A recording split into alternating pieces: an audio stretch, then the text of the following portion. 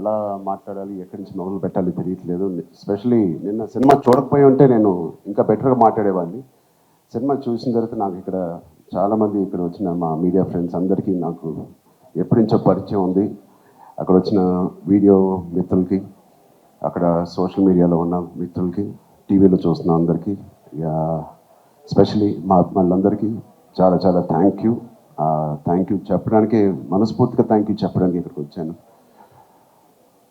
నచ్చుతూ ఒక పని చేయడానికి, నచ్చుతూ ఒక పని చేస్తూ, నాకు ఇష్టపడి ఒక పని చేస్తూ, ప్రేమిస్తూ ఒక పని చేస్తూ, ఇంకా చెప్పాలంటే నాకు తెలిసిన పని చేస్తూ ఇంత ప్రేమని పొందడం అనేది నాకు అర్థం కావట్లేదు.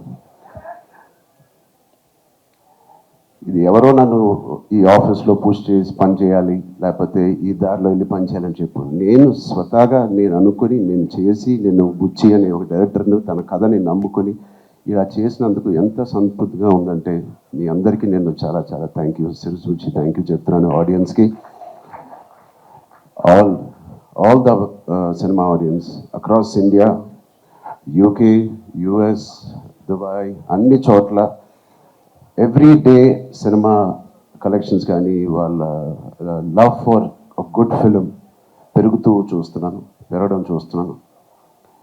అండ్ ఫస్ట్ టైం నేను చాలా రోజుల తర్వాత ఒక సినిమా థియేటర్లో, ఒక మంచి సినిమా, కామైన థియేటర్ కదా, ప్రసాద్లో కొంచెం క్లాస్గా ఉంటుందని వెళ్ళాను. ఆల్మోస్ట్ శ్రీరాములో లేకపోతే రమరామలో ఉన్నట్టు అంత రియాక్షన్స్ చూస్తున్నారు. అండ్ ఈ సీన్కి ఏదైనా చప్పలు కొడతారనుకుంటే కాదు, అసలు అనుకోని సీన్స్ కూడా నాకు చప్పలు కొడుతున్నారు, ఇన్స్పైరింగ్గా ఉంది అంటున్నారు.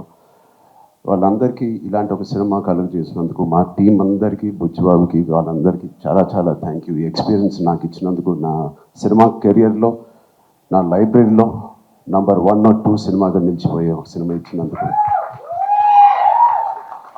మొదటి రోజు కథ విన్నప్పుడు నేను మనస్ఫూర్తిగా వెళ్ళి నేను హక్ చేసుకున్నాను. బట్ ఇది ఎంత రిస్క్ అయినా కదా అని నాకు తర్వాత తెలిసింది.